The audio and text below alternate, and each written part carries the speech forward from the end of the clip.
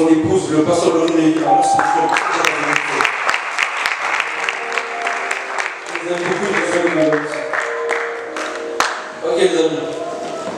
Bon, déjà, j'espère que vous allez bien. J'espère que vous allez bien. Aujourd'hui, s'il vous plaît, attendez-vous vraiment à Dieu. C'est vrai, je suis collaborateur, c'est vrai, on est jeunes, mais attendez-vous à Dieu. Ce n'est pas parce que nous sommes jeunes que Dieu va parler aujourd'hui. Je crois que Dieu a prévu quelque chose sur la vie. S'il vous plaît, attendez-vous à Dieu. Sans plus tarder, j'entends un message. Vous savez, lorsque le pasteur m'a dit que j'allais intervenir, j'avais déjà mon message. Parce que le message que je vais prêcher, c'est un message qui a changé ma vie. C'est-à-dire que le message que je vais prêcher, je le connais. C'est un message qui a touché ma vie. La première fois que je l'ai entendu, je me suis dit non, je ne peux pas vivre comme ça. Ok. Le thème de mon message, pour ceux qui veulent. Le thème de mon message aujourd'hui, c'est le type de jeunes que Dieu veut utiliser dans cette génération.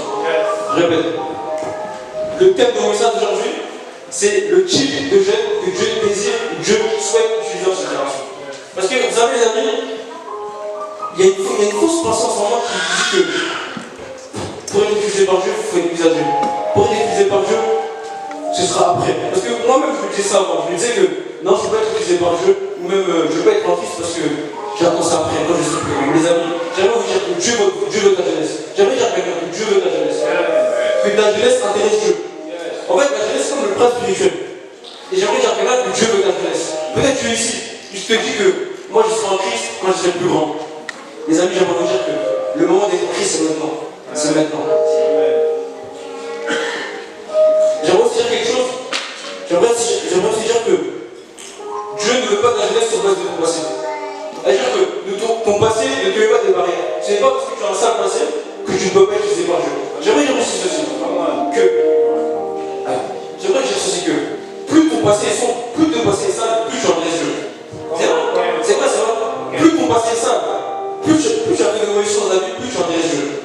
Parce qu'en fait, on pense souvent que lorsque Jésus est venu sur terre, il est venu pour les saints. On pense souvent que être Christ, c'est pour les gens qui écoutent la musique mondaine, qui ne sont pas dans l'éthique, qui ne sont pas dans les relations amoureuses.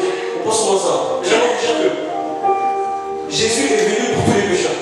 Jésus est venu pour les personnes les plus dures de la terre. Jésus est venu pour les personnes simples. Donc si pour aujourd'hui tu reconnais que tu es saint, tu es au bon endroit. Amen. Tu es au bon endroit. J'aimerais aussi dire que, avant d'entrer dans le message, que Dieu peut utiliser tout le monde. Mais Dieu ne désire pas utiliser tout le monde. Et Dieu ne va pas utiliser tout le monde. En fait, Dieu recherche une catégorie de jeunes en particulier. Parce que Dieu, sous sa souveraineté, il peut utiliser tout le monde. Il peut utiliser toi, il peut utiliser toi, il peut utiliser toi. Il peut utiliser tout le monde. Mais Dieu ne désire pas utiliser tout le monde. Et une question se pose ici. Demande à ton voisin, est-ce qu'il désire être utilisé par Dieu? C'est quoi la question? Demande à ton voisin. Est-ce que tu veux être utilisé par Dieu? Pourquoi? Pourquoi? Ok. Il y a rouge d'autres voisins. Qui désire être utilisé par Dieu? Qui veut être utilisé par Dieu dans cette génération? Si tu veux pas d'abord. Ok. J'aimerais vous dire que, en étant jeune et en Christ, on doit tous désirer être utilisé par Dieu. Sans plus tarder, je rentre dans mon message. Et mon premier point, la première catégorie que Dieu recherche dans cette génération, la première catégorie que Dieu veut utiliser dans cette génération, c'est quoi? C'est les jeunes nés de nouveau. Oui. C'est les jeunes nés de nouveau. Si vous ne savez pas c'est quoi, je vous explique clairement. Être de nouveau, c'est quoi? Pour rentrer dans le message, je vous explique clairement. En fait, dans une génération, beaucoup désirent être utilisés par Dieu. Beaucoup même, vous pouvez voir les gens servir à l'église. Les gens ils sont là, ils servent à l'église, ils parlent de Dieu depuis tout petit à l'église. Mais j'aimerais dire que ce n'est pas parce que tu es à l'église depuis tout petit que tu es forcément sauvé. Ce n'est pas parce que tu es à l'église depuis tout petit, ce n'est pas parce que ton père est chrétien, ce n'est pas parce que tes parents sont chrétiens que tu es chrétien. En fait, on devient chrétien par décision. Mais beaucoup ne le savent pas. C'est pour ça que si vous remarquez, beaucoup abandonnent la foi de Christ. Beaucoup abandonnent la foi chrétienne. Beaucoup retournent dans le monde. Beaucoup retournent dans les choses passées. Beaucoup lâchent Dieu. Et une des raisons pour lesquelles beaucoup retournent dans le monde, c'est parce qu'ils n'ont jamais rencontré Dieu. Une des raisons pour lesquelles beaucoup de chrétiens des droits, c'est parce qu'ils ne sont pas chrétiens. Amen. On va prendre un verset pour commencer. Matthieu 7, 22. Est-ce que tu peux le lire, s'il te plaît? Au verset 23. Avec vie, s'il te plaît. Plusieurs me diront ce jour, Seigneur, Seigneur, n'avons-nous pas prophétisé en ton nom? N'avons-nous pas chassé des démons par ton nom? N'avons-nous pas fait beaucoup de miracles par ton nom? Alors je leur dirai, je ne vous ai jamais connus. Retirez-vous de moi, vous qui commettez l'iniquité. Ça, il dit quoi? Je ne vous ai jamais quoi? Je ne vous ai jamais connus. Je ne vous ai jamais connus. Retirez-vous de moi, vous qui commettez l'iniquité. Okay. Les amis, je ne sais pas si vous vous rendez compte, mais dans ce verset, on se rend compte qu'en fait, beaucoup prophétisent, beaucoup chassent les démons, beaucoup guérissent les malades. Mais bizarrement, comme ça se fait que beaucoup guérissent les malades, mais Dieu il dit quoi? Il dit, je ne vous ai jamais connus. Vous ne trouvez pas ça bizarre? Que beaucoup disent, oui, moi je suis utilisé par Dieu, oui, moi j'ai l'option, je chasse les démons. Mais devant Dieu, Dieu dit quoi? Je ne vous ai jamais connus. En fait, le plus important pour Dieu, ce n'est pas ce que vous faites. Le plus important pour Dieu, ce n'est pas votre service. Le plus important pour Dieu, ce n'est pas que vous chassez les démons. Le plus important pour Dieu, c'est ce que vous êtes. J'aimerais vous dire que la première chose à laquelle Dieu vous appelle, ce n'est pas prier, ce n'est pas jeûner, ce n'est pas intercéder, ce n'est pas s'acheter dans les rues, c'est le salut. La première chose à laquelle Dieu vous appelle en cette journée, c'est le salut. C'est le salut. C'est le salut. Une question se pose ici. Avez-vous réellement accepté Jésus? Avez-vous réellement accepté la personne de Jésus-Christ? Les amis, moi je me souviens. Petit témoignage. Mon père est pasteur. Et après là, vous pouvez vous dire, ah, il parle ici parce que son père est pasteur. Non, pas du tout. Mon père est pasteur. Et toute ma vie, je pensais être chrétien. Toute ma vie. Et au bout d'un moment, mes frères ont commencé à être en Christ. Et moi, j'arrivais pas. J'arrivais pas à marcher avec Dieu. J'arrivais pas à stopper le péché. Je me disais, mais qu'est-ce qui me différencie d'eux? Qu'est-ce qui fait qu'eux ils arrivent et moi j'arrive pas à passer dans le Christ? Et un jour, je me suis rendu compte que le jour où on m'a prêché l'évangile, le jour où on m'a dit que Jésus est mort à la croix pour moi, et le jour où on m'a dit qu'on n'est pas chrétien par affiliation, mais chrétien par décision, je me suis rendu compte, je me suis dit, attends, mais Ruben, est-ce que tu as réellement accepté Jésus? Mais pourtant tu dis être chrétien. Pourtant tu dis aller à l'église. Mais est-ce que tu as réellement accepté la personne de Jésus-Christ? Une question que je pose pour vous tous. Avez-vous réellement accepté la personne de Jésus-Christ? À quel moment l'évangile a touché votre cœur? Naître de nouveau, c'est quoi? Naître de nouveau, c'est un jour prendre la décision de suivre Jésus. C'est un jour prendre la décision de reconnaître Jésus comme ton Seigneur et Sauveur. Si tu n'as jamais fait cela, c'est que tu n'es pas chrétien. Oui. Si tu n'as jamais fait cela, c'est que tu n'es pas chrétien.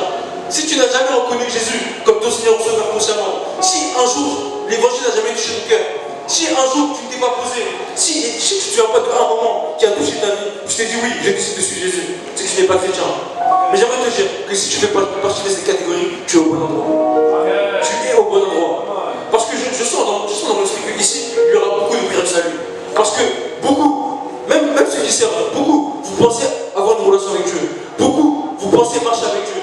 Mais une des raisons pour laquelle vous n'arrivez pas à marcher avec Dieu, une des raisons pour laquelle vous n'arrivez pas à persévérer en Christ, c'est parce que vous n'avez jamais accepté Jésus. Une des raisons pour laquelle vous n'arrivez pas à aller plus loin avec Jésus, c'est parce que vous n'avez jamais rencontré Jésus. C'est une vérité.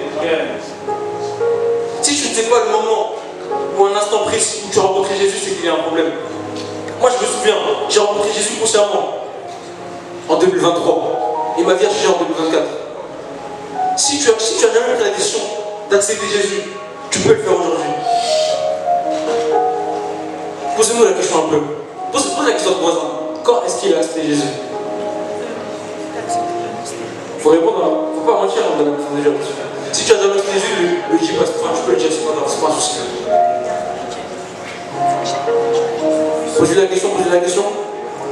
C'est quoi les gars? Ok. Les amis, j'aimerais vous dire que, à cause de fausses nouvelles naissances, quand je dis fausses nouvelles naissances, c'est quoi? À cause de fausses rencontres avec Dieu, beaucoup abandonnent la foi. À cause de fausses prises de décision, beaucoup abandonnent la foi. J'aimerais dire ceci.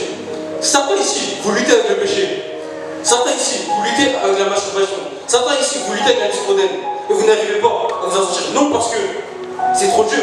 Non parce que c'est au-dessus de vos forces. Mais parce que vous n'avez jamais rencontré Jésus. Parce que j'aimerais vous dire quelque chose aujourd'hui. Que ce qui permet de résister au péché, c'est la personne de Jésus-Christ. Moi je me souviens, avant que je rencontre Jésus, je galérais avec le péché. J'avais du mal. Tous les jours j'étais comme ça. Je péchais, j'étais comme ça. Seigneur, fois, promis, c'est la dernière fois. Et 10 minutes après, je retombais. J'étais comme ça, Seigneur, c'est la dernière fois. Et 10 minutes après, je retombais. Et je me disais, mais pourquoi je suis dans un cercle de péché? Pourquoi je n'arrive pas à avancer? Et la vraie réponse que Dieu m'a donnée, c'est parce que tu ne m'as jamais rencontré. C'est parce que tu ne m'as jamais rencontré. Lutter avec le péché, c'est une chose. Mais avoir jamais rencontré Jésus, c'est une chose. Parce que j'aimerais vous dire que, j'aimerais vous annoncer le vrai évangile aujourd'hui. J'aimerais vous dire qu'il ne faut pas être prêt pour être en Christ. Il ne faut pas être prêt pour être en Christ. Il ne faut pas être prêt pour être en Christ. Moi, je pensais que pour être en Christ, il fallait d'abord habiter la musique mondaine. Alors que non, pour être en Christ, il faut d'abord croire que Jésus est Dieu. Et une fois que tu crois que Jésus est Dieu, tu peux aller vers Dieu. La seule condition pour accepter Jésus, c'est de croire en Jésus. En fait, il y a une mauvaise pensée qui dit que d'abord, je vais changer ma vie, et après, je vais être en Christ. Non, les amis, être en Christ, c'est venez comme vous êtes. Être en Christ, c'est venez avec ma saleté et aller vers Dieu. Parce qu'en fait, tu ne peux pas changer par tes forces. Et nombreux si vous le savez, combien de fois on a essayé de changer? Combien de fois on a essayé de changer? Trop de fois. Et on n'a pas réussi parce que nous n'avons jamais quitté Jésus. Alors j'aimerais dire, pour résumer ce point, le premier point, le type de jeune que Dieu désire utiliser en cette génération, c'est les jeunes nés de nouveau. C'est les jeunes qui ont accepté Jésus. J'aimerais vous dire aussi ceci que on n'est pas sauvé par nos actions. Ça veut dire qu'on ne va pas au paradis par nos actions. Ça veut dire que ce n'est pas parce que moi, ce n'est pas parce que je prêche ici, ce n'est pas parce que j'évangélise, ce n'est pas parce que je parle de Jésus sur les réseaux que je vais au paradis. Ce n'est pas pour ça que je vais au paradis. En fait, on va au paradis, on accède au paradis, on est sauvé par la foi en Jésus-Christ. Il y a ce verset dans Éphésiens 2, au verset 8, qui dit nous ne sommes pas sauvés par nos actions, mais nous sommes sauvés par la foi en Jésus-Christ. Ça veut dire que, rendez-vous compte, il y a ce verset qu'on connaît tous, Jean 3,16. Car Dieu a tant aimé le monde qu'il a donné afin que quiconque quoi. Ça veut dire que, il est dit dans ce verset que celui qui croit en Jésus est à la vie éternelle. Il n'est pas dit que celui qui croit en Jésus arrête de pécher. Il n'est pas dit que celui qui croit en Jésus ne se masturbe plus. Il n'est pas dit que celui qui croit en Jésus arrête tout. Il dit que celui qui croit en Jésus aura la vie éternelle. Ça veut dire que pour aller au paradis, pour être sauvé, la seule condition, c'est de croire que Jésus est Dieu.